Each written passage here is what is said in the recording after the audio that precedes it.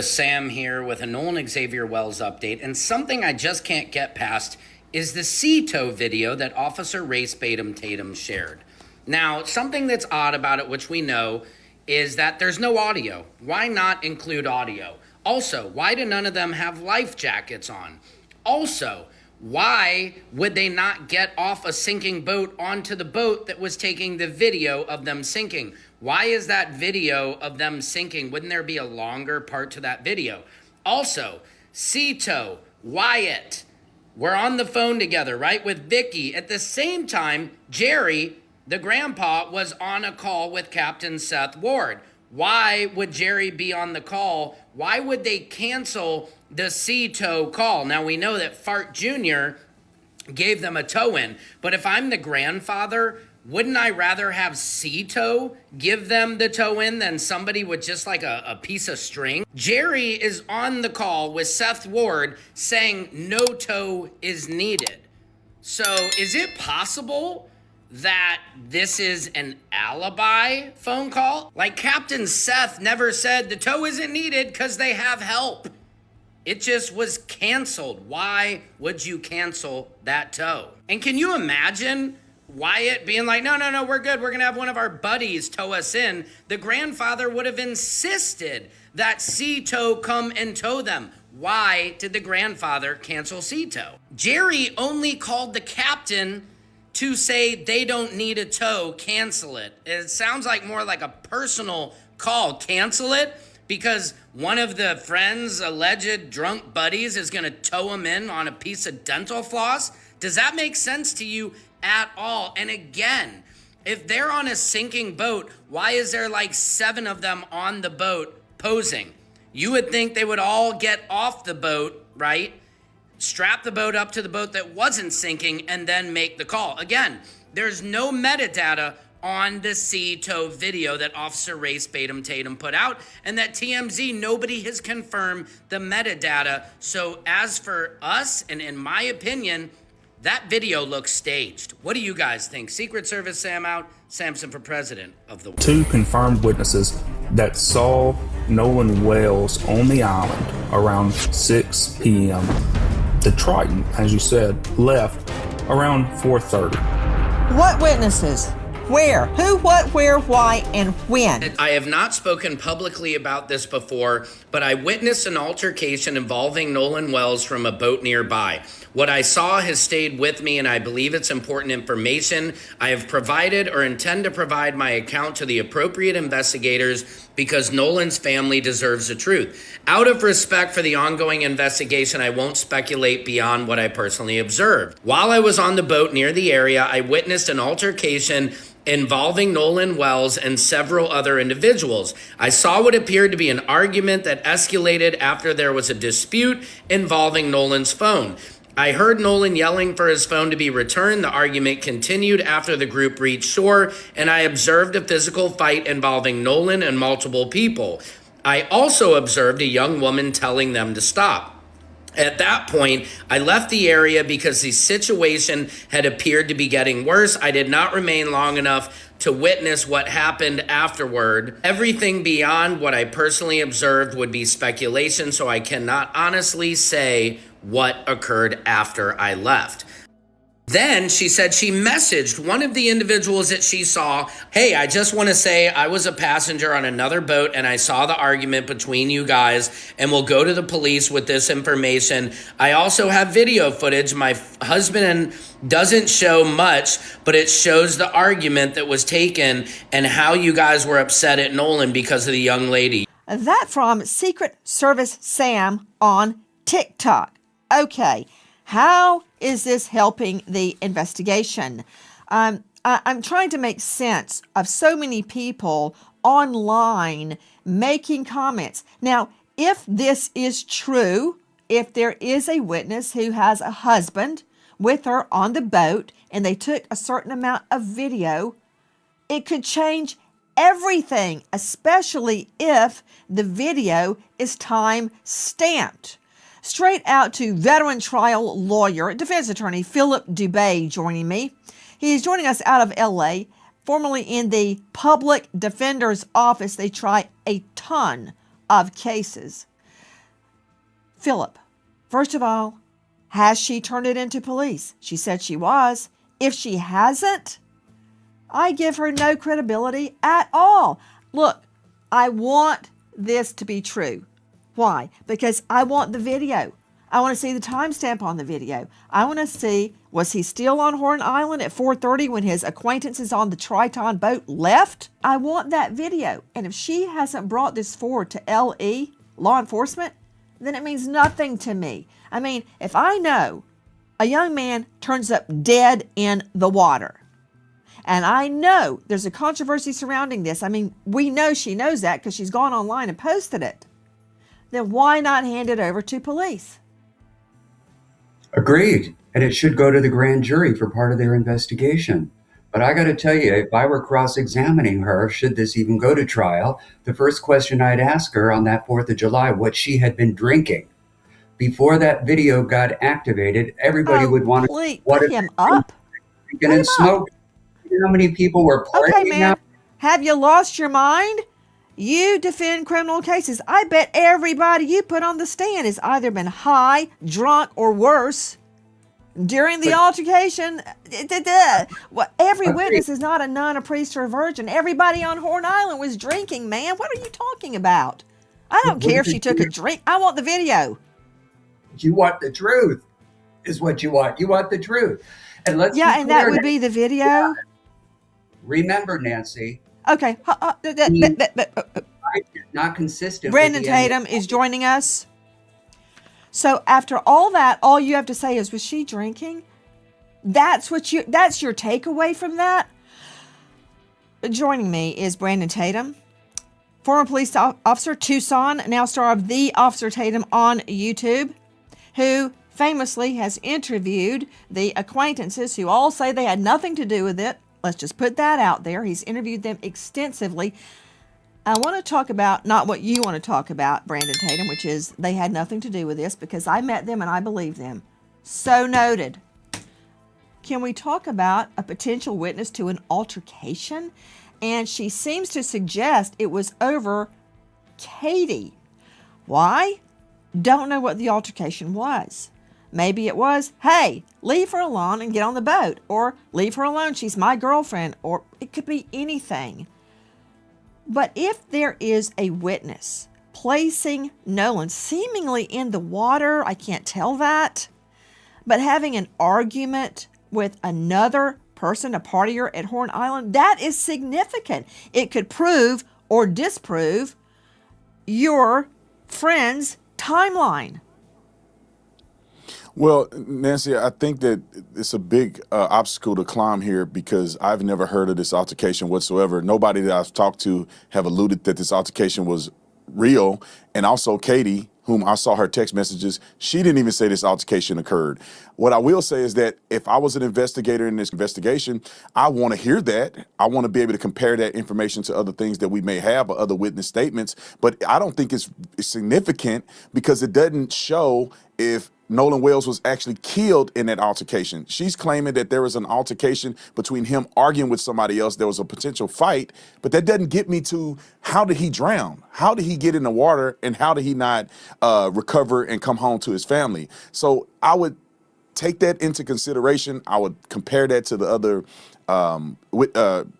interviews that I've done, but I don't think it's significant whatsoever. However, I would be incredibly skeptical because there's no other statements that I've heard from anybody that comes even close to an altercation with Nolan Wells and others over a girl. Number one, he's dead shortly after an alleged altercation with another male. We think over a woman.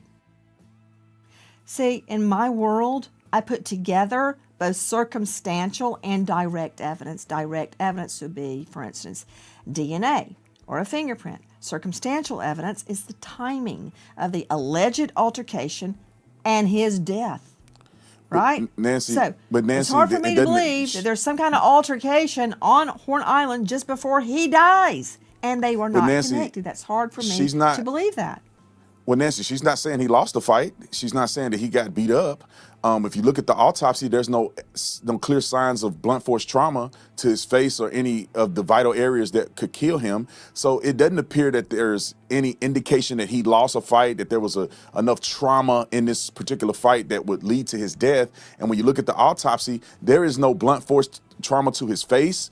There is no lacerations or damages to the back of his head. This is redness that was underneath the skin. Oh, wait, are you looking at the screen? Because I'm looking at a big red mark on the back of his head. Yeah, but this is underneath the skin. This is not a big red gash that's in the back of his head, which would be consistent with blunt force trauma. This is something that occurred underneath the skin that could have been from pooling of blood after his death due to, Okay, I need to explain something.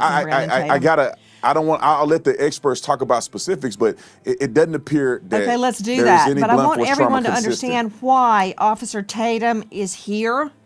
Officer Tatum and Philip Dubé and others on our panel tonight are taking a particular side. Right? It's called cross-examination, and it is similar to what happens in court. A theory emerges, a line of questioning emerges, and the other side tests it with fire under cross-examination. And then, hopefully, you get to the truth. Right now, we're talking about an alleged eyewitness to an altercation just before Nolan Wells is dead. If she has not handed this over to the police, it doesn't mean a hill of beans to me. But Tatum has a good idea, and that is, let's let an expert discuss it. A woman on a boat near Horn Island says she saw something on the 4th of July that nobody else has claimed publicly until now. An argument, a phone, a fight on the sand. She posted online instead of courtroom, and within hours it had traveled further than most homicide investigations travel in a year. But here's the detail almost nobody is asking about. She says she has video. She says her husband filmed it, and as of tonight, by her own account, none of it has reached the Jackson County Sheriff's Office. So we have to ask the only question that actually matters. If this is true, why is the internet the first place it landed? If you've been with us through this case, you know we don't chase every claim that goes viral. We chase the ones that might actually matter, and then we tell you honestly which is which. Before we get into tonight's development, if this is your first time here, we genuinely appreciate you joining the community. Hit subscribe so you don't lose this thread, because we're going to be on it until there's an answer. All right, let's get into it. Before there was a viral claim, a grand jury referral, or a stranger on TikTok describing a fight she says she watched from a nearby boat, there was just a kid from Ocean Springs, Mississippi, who had his whole life sitting in front of him like an open road. Nolan Xavier Wells was 18 years old. He had just graduated from Ocean Springs High School. He'd earned a spot as a wide receiver at Southwest Mississippi Community College, the kind of opportunity that turns a hometown kid into a college athlete with a real shot at building something bigger than a zip code. People who knew him describe him the same way, over and over, without prompting. Big-hearted, energetic, the guy who never met a stranger, the kind of 18-year-old who still hugs his mother goodbye before he walks out the door, and means it. The night before he left for the holiday weekend that would take everything from his family, Nolan sat down to a dinner his mother, Christine Wansley, had cooked. Salmon. Nothing fancy. Nothing that anyone in that house thought to remember on purpose. He told her he loved her. He hugged her. He left to spend the night with friends ahead of the 4th of July. That is the last uncomplicated memory Christine has of her son, and it is the one she keeps returning to in nearly every interview she gives, because it is the only part of the story that doesn't come with an asterisk. On July 4th, Nolan headed out to Horn Island with a group of friends. Horn Island sits about 10 miles off the Mississippi Gulf Coast, a barrier island inside the Gulf Islands National Seashore. No buildings, no cell towers worth trusting. You get there by private boat, and on a holiday weekend, you share that stretch of sand with hundreds of other families doing exactly the same thing. It is not remote in the sense of being hidden. It is remote in the sense that once your boat leaves, whatever happens on that beach only exists in the memory of whoever was standing there.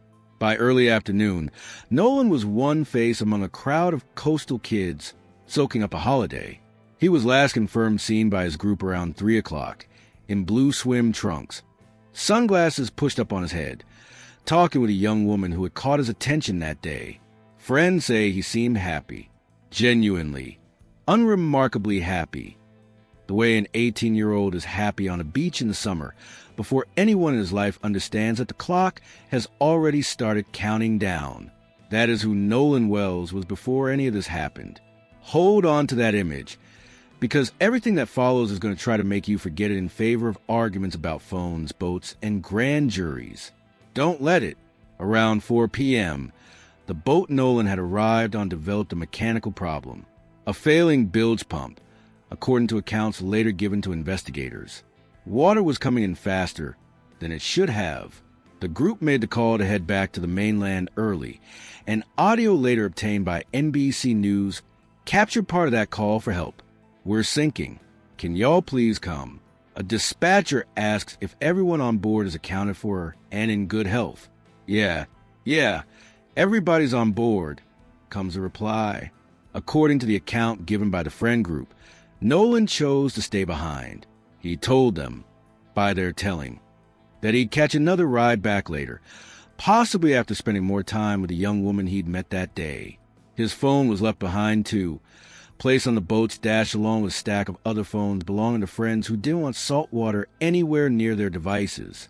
That detail, offered later by one of the friends at ABC News, is either the most ordinary explanation in this entire case or the detail that never stops bothering the people who loved Nolan most. It depends entirely on who you ask. The boat that Nolan was supposed to be on, according to GPS data later obtained by CBS News from the Mississippi Department of Marine Resources, left the dock at 9:56 that morning, arrived at Horn Island at 11:14, and departed the island at 4:31 that afternoon. From there, it returned to its original dock, then traveled into Fort Bayou, then back to the dock again, before eventually being towed overland to the boat owner's residence that evening. Every single one of those transitions is now a data point that investigators, journalists, and legal analysts have picked apart minute by minute, because somewhere inside that timeline sits the last confirmed hour of Nolan Wells' life, and nobody outside that group of friends can say with certainty what happened inside it. Nolan's mother reported him missing that night. A search effort launched the next morning involving the Jackson County Sheriff's Office, the Coast Guard, the Department of Marine Resources, and the National Park Service. 2 days later, on July 6, a park ranger recovered his body in the water near the same stretch of shoreline where he was last seen. Identification came through dental records, not a visual confirmation, which is itself the kind of detail that tells you something about the condition in which he was found without anyone needing to spell out further. The Jackson County coroner has said there were no immediately obvious signs of physical trauma. The sheriff's office initially stated there was no reason to believe a crime had occurred. Investigators say they suspect drowning, but as of this recording, there is still no official cause of death.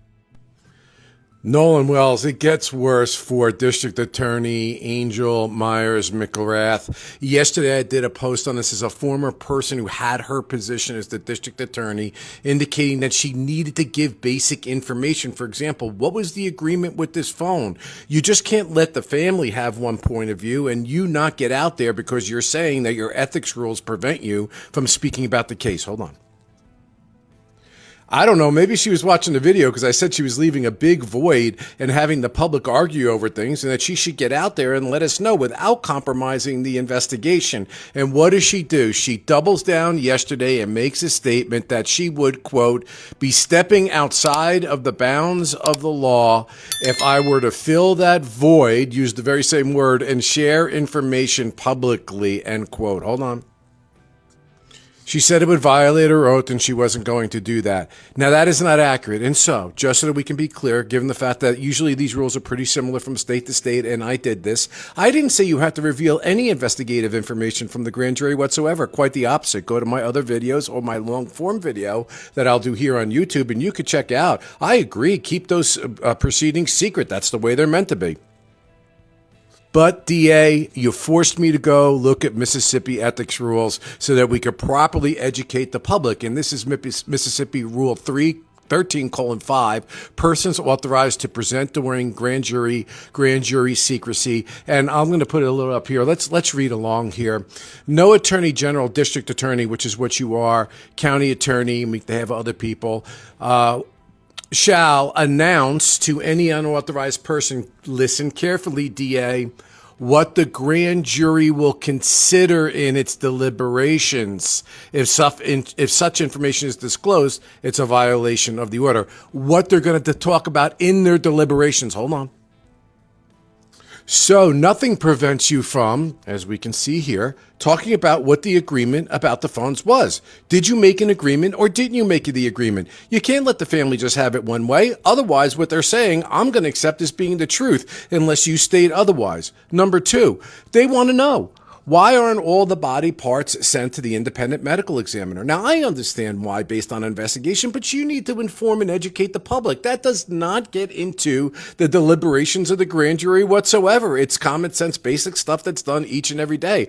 What are the time frames that are going to happen here, and what can we expect? And also, what about the hours of work, the number of witnesses interviewed, things done generally in the investigation? None of that, district attorney, violates the rule that says, and I'll read it again, discussing things that the grand jury will consider in its deliberations. You're just talking about what happened in the investigation. Like, share, and follow for more. No completed toxicology report has been released.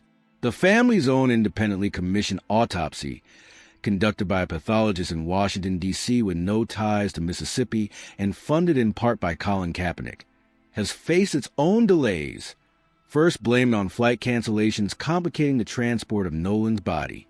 2 separate medical examinations, 2 separate jurisdictions, neither one finished. That is a plain, unglamorous truth sitting underneath every single headline this case has produced, including the one that brought you here tonight. If you're new to this channel and you want a version of this case that's actually been verified, not just a version that trends, this is where you want to be. Go ahead and subscribe now, because what we're about to walk through next is exactly the kind of claim that requires a level head instead of a rush to judgment. Here is what changed this week and why it's spreading as fast as it is. An account identified herself online as Secret Service Sam says she was a passenger on a boat near Horn Island that afternoon, and that she witnessed something nobody else has claimed to see in this level of detail. In her own words, posted publicly rather than delivered first to investigators, she describes watching an argument break out involving Nolan Wells and several other individuals. She says the dispute involved his phone, that she heard him yelling for it to be returned.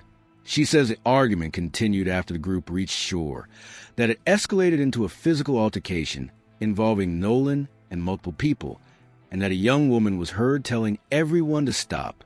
She says she left the area at that point because the situation felt like it was getting worse, and that everything after that moment is something she simply cannot speak to, because she did not personally see it. She also says she messaged one of the individuals she claims to have recognized in that altercation, telling him she witnessed the argument and intended to go to police, and that she and her husband have video footage of the moment, even if it doesn't show much. That is the claim, laid out as close to verbatim as we can present it, without embellishing a single detail. Now let's talk about what it actually means, because there is an enormous difference between a claim existing online and a claim being treated as evidence. We are not going to pretend this claim is nothing. If true, and if there is genuinely a time-stamped video showing an altercation involving Nolan Wells in the hours before his death, that could reshape this entire investigation. But if true, is doing an enormous amount of work in that sentence, and multiple people who've actually sat across from witnesses for a living have raised the same series of concerns. The most basic issue is one of process. By her own account, this witness has not yet delivered her information to the Jackson County Sheriff's Office. She has posted it publicly and said she intends to. Legal analysts who spent careers cross-examining witnesses point out that the sequencing matters. If you believe you witnessed evidence connected to a young man's death, and your first move is a public post rather than a phone call to investigators, that raises a legitimate question about credibility before a single fact is even weighed. It doesn't automatically make the claim false, but it means the claim currently exists entirely outside the chain of custody that would let anyone verify it. Then there's the video itself. She describes it as not showing much. If it exists and it's genuinely time-stamped, it could answer one of the most contested questions in this entire case. Whether Nolan Wells was still alive and present on that island well after his friend's boat departed at 4:31 p.m. That's the peace investigators, journalists, and the family's own legal team have all been chasing for weeks. But doesn't show much is not the same thing as definitive proof. And until that footage is examined by someone other than the person who filmed it, it remains exactly what it is right now. A claim about a video, not the video. There's also the matter of identification. Multiple people who work directly with a friend group in this case have pointed out that recognizing a specific individual from a distance on a crowded holiday beach, hours after the fact, is a genuinely difficult thing to do with certainty. It is not disqualifying. People do correctly identify others from a distance all the time, but it is a detail a serious investigation has to test rather than accept at face value, which is exactly why this kind of claim belongs with investigators. Under oath if it ever reaches that point, and not simply circulating as a screenshot. And then there's a forensic side of this, which matters more than almost anything else being discussed online right now. According to detailed account of the second independent autopsy, examiners performed what's known as coronal sectioning of the face, a detailed set of incisions specifically designed to reveal underlying trauma that wouldn't be visible on the surface. According to that reporting, no blunt force trauma was noted, no lacerations, no damage consistent with a serious physical fight to the face or the back of the head. A reddened area noted on the back of the head has been described as discoloration beneath the skin, consistent with normal post-mortem changes rather than a strike. None of that proves a fight never happened. People can be involved in a physical altercation without sustaining lasting facial injury, particularly if the confrontation didn't escalate into repeated blows. But if the working theory is that a fight on that beach directly led to Nolan's death, the forensic record as currently described does not obviously support that theory, and any serious accounting of this case has to hold both of those facts at once instead of choosing the one that fits a narrative. This is exactly why our standard on this channel has never changed. We label claims as confirmed, disputed, or unknown, and we do not treat a social media post as equivalent to sworn testimony, no matter how detailed it sounds or how quickly it spreads. Right now, this witness account sits firmly in the unknown, unverified, and not yet before investigators category. That could change. If she does bring this forward, if that footage does get examined, if a timestamp confirms Nolan was alive on that island well past 4:31, this becomes a different conversation entirely. Until then, it's a claim, and we're going to treat it like one. If you appreciate that we slowed down instead of racing to the most dramatic version of events, that's genuinely the reason to stick around for this channel. Go ahead and hit that subscribe button, because our subscriber numbers are still running well behind our viewership, and every one of you who joins helps us keep covering this case the right way instead of the fastest way. The friend group's own accounts, delivered separately to multiple outlets, complicate this new claim in ways worth sitting with honestly. Trayston Shepard, a close friend of Nolan's who was present on the island that day, has already come forward once to correct a different piece of viral misinformation in this case. A video that circulated widely appeared to show someone in a heated argument, and it was widely assumed to be Nolan demanding his phone back. Shepard told ABC News directly that the voice on that recording was his own, not Nolan's, and that the altercation captured in that clip involved him and a stranger, unrelated to Nolan entirely. He gave an official statement to the Jackson County Sheriff's Department about it. He has said publicly that he and others in a friend group have received death threats since Nolan's body was found, which is part of why he's declined to appear on camera, even while cooperating with reporters and investigators. That correction is important context for tonight's new claim, because it shows this case has already produced one widely believed piece of evidence that turned out to be something else entirely once the person actually present came forward. It doesn't mean tonight's witness is wrong. It means this case has a documented pattern of viral claims outrunning verified fact. And that pattern is worth remembering before anyone treats an anonymous account of fight as settled. At the same time, Other individuals connected to the friend group have pushed back on the idea that this new witness's account lines up with anything they've heard. Discuss it. To Joseph Scott Morgan, death investigator, professor of forensics, Jacksonville State University. You can see him now on a hit podcast. It's on YouTube, Body Bags with Joseph Scott Morgan. Joe Scott, if there had been not a blunt force trauma that Officer Tatum is describing, but a fist fight, if there had been a fist fight, plus body in water for multiple days, body decomposition, would you expect to see red marks on the hands at that juncture, on the face? What would you expect if there had been a fisticuffs? Yeah, you would see, well, first off, above discolored areas, like consistent with contusions.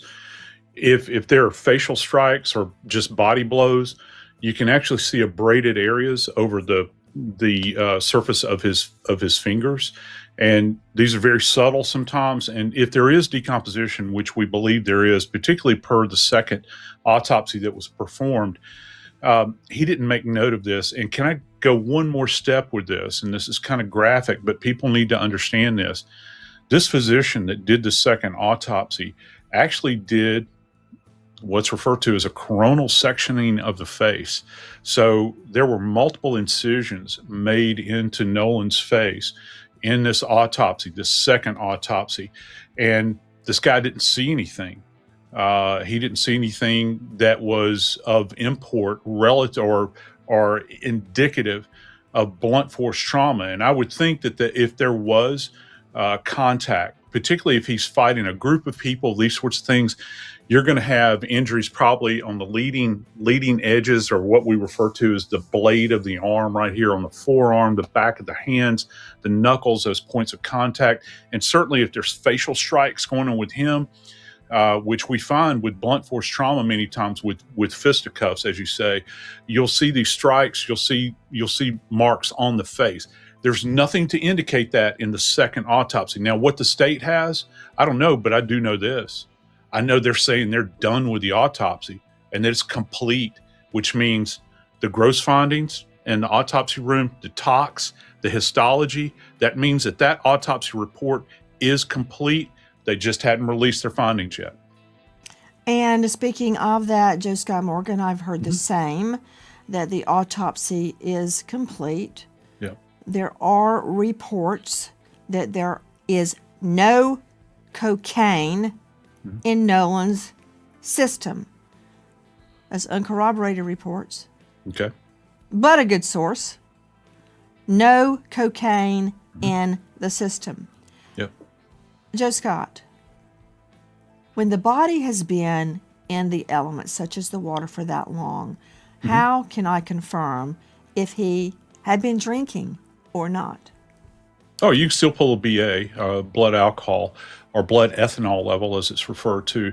And again, Nancy, we're not talking about someone that has been down for weeks and weeks. We can still do the BA, and it can come from urine, blood. We can still draw urine and find it pretty effectively. You'll have what's referred to as qualitative. We've talked about this before, and I know you understand that. But so our friends understand, you have a qualitative amount, which they say, yes, it is present. And then you have a quantitative amount where they do the measurement of the BAC, the blood alcohol content. Just think about DWI, DUI, wherever you're from, those levels. And then we get up to those lethal levels. That's really what I'm interested in relative. And yeah, I'm interested in any of the other toxicological findings you might have relative to anything illicit or illicit drugs, but particularly with alcohol, because that has been kind of this thing that has been said over and over and over again. Well, let me see it. I want to know what the blood alcohol level was like. And historically, I would like to know what his level of experience has been with alcohol. As you well know, because of cases you've worked on in the past, Nancy, if you're a lightweight, if you've never had anything to drink and you start taking on copious amounts of alcohol, and you're kind of a neophyte in this area, it can have very, very lethal outcomes. Let me understand. Joe Scott Morgan joining us, star of Body Bags with Joseph Scott Morgan on YouTube and Death Investigator. When I'm asking you, even if the body has been in the elements for a period of days, can I still get a blood alcohol? Maybe not from urine, but you certainly can't do a blood test, but can you take human tissue from one of the organs and extract a blood alcohol from human tissue? It'd be very difficult. Generally, the liver is the best candidate. We'll spin that down. We'll take a section of it, spin it down, and liquefy it. But again, I submit to you, Nancy, that he has not been down long enough to compromise the ability to get at least Get a a quantitative amount. Yeah, to get a BA. Okay. According to statements given by someone close to the investigation who has interviewed several of the young men directly, nobody in that circle has described an altercation involving Nolan and multiple people the way this new account frames it. The young woman referenced throughout this case, identified publicly only as Katie, is said to have never mentioned witnessing or being told about a fight either, according to text messages reviewed by people close to the case. That doesn't settle anything on its own. Witnesses withhold information for all sorts of reasons, including fear. In this case already has documented death, threats attached to people who've spoken up.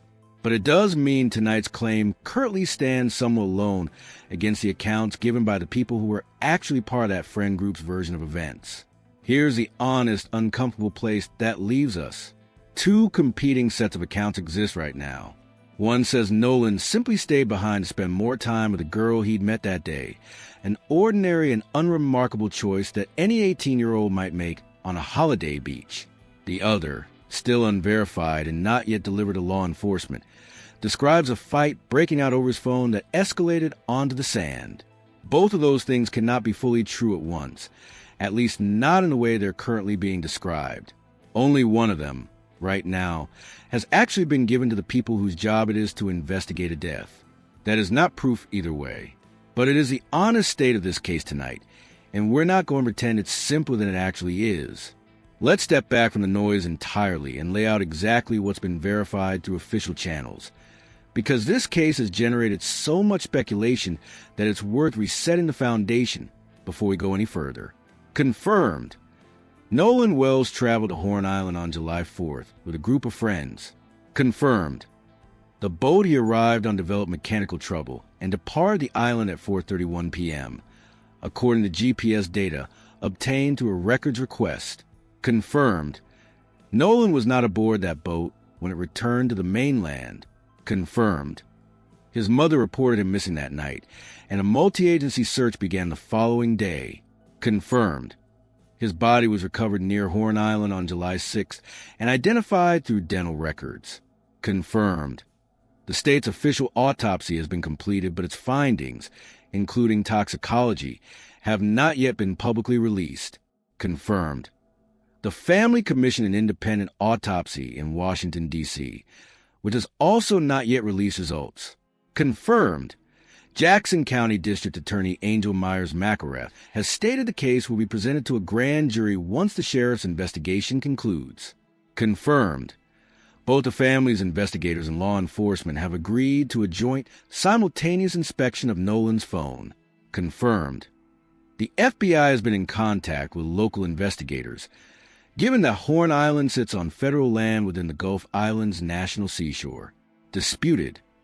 Whether Nolan chose to stay behind voluntarily, or whether he was, in some way, left behind against an understanding that his friends would wait. Disputed. Whose voice appears in the earlier viral video, though Trayson Shepard has publicly and officially claimed it as his own. Disputed. What exactly was said in Nolan's final conversation with a young woman identified as Katie, giving conflicting second-hand accounts of what she told her own family versus what his friends have said? Disputed, as of tonight. This new altercation claim from an unverified witness account, not yet submitted to investigators. Unknown, the official cause and manner of death. Unknown, the full contents of Nolan's phone, and whether any data was genuinely deleted or simply never existed on the device to begin with. Unknown, whether any criminal charges will ultimately be filed against anyone, and if so, what those charges might be. Unknown, whether tonight's witness account will ever be substantiated by actual footage examined by investigators. That is where this case actually stands. Everything else, including tonight's viral claim, is a layer on top of that foundation, and it's a layer that has not yet been tested. If laying it out this plainly is useful to you, that's genuinely why this channel exists. And it's exactly the kind of coverage that only survives if people keep choosing subscribe instead of just watching once and scrolling on. We'd appreciate you joining us. It helps more than you'd think. While all of this plays out online in comment sections and press conferences and now in a viral witness account that hasn't reached a single investigator yet, there is a mother who is still waking up every morning to a hole in her heart she has described in exactly those words. Christine Wansley has said publicly that every morning starts the same way. The realization all over again that her son is gone, followed by the question that has never once gone quiet since July 4th. What happened to my son?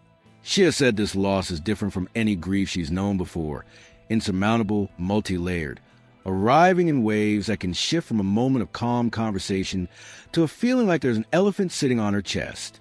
She has leaned on her faith. She has thanked a community that has refused to look away, including local officials who've texted her nearly every single day just to check in. She planned her son's funeral in the middle of all of this, visitation and service at Centerpoint Church in Ocean Springs, followed by what she deliberately chose to call a celebration of life rather than a traditional repast. Because, in her words, Nolan would not want a room full of people sitting around crying in silence. He would want a party. Reverend Al Sharpton agreed to officiate at the family's request. Filmmaker Tyler Perry covered the funeral costs entirely. She opened that service to media on purpose because she has said clearly that she wants the world watching, not because she's performing grief, but because she believes attention is the only thing standing between her son's case and it quietly going cold the way so many others have. And in the middle of planning that funeral, she has also had to absorb something almost nobody should ever have to deal with while burying a child. Fabricated, AI-generated videos of herself circulating online, along with death threats directed at some of the young people connected to this case. Her attorney has said plainly that nobody's life should be threatened in the pursuit of the truth, and that applies to every single person whose name has been attached to this story, on every side of it, whether or not they've ever been accused of anything. That is the actual human weight sitting underneath tonight's viral claim. Whatever happened on that island, whatever this new witness did or didn't see, there's a family that has been asking the same question since the moment they realized their son wasn't coming home, and they deserve an answer built on verified fact, not on whichever version of event happens to be trending on a given night. So where does this actually leave us?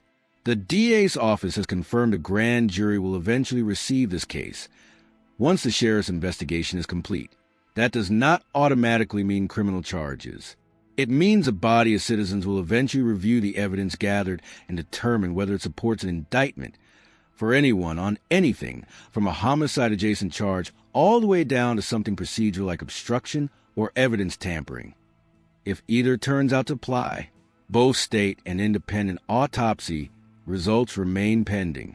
The joint phone inspection between the family's investigators and law enforcement is expected to move forward, and whatever data exists on that device, deleted or otherwise, will be reviewed by both sides simultaneously, which should at minimum settle the question of whether anything was actually removed.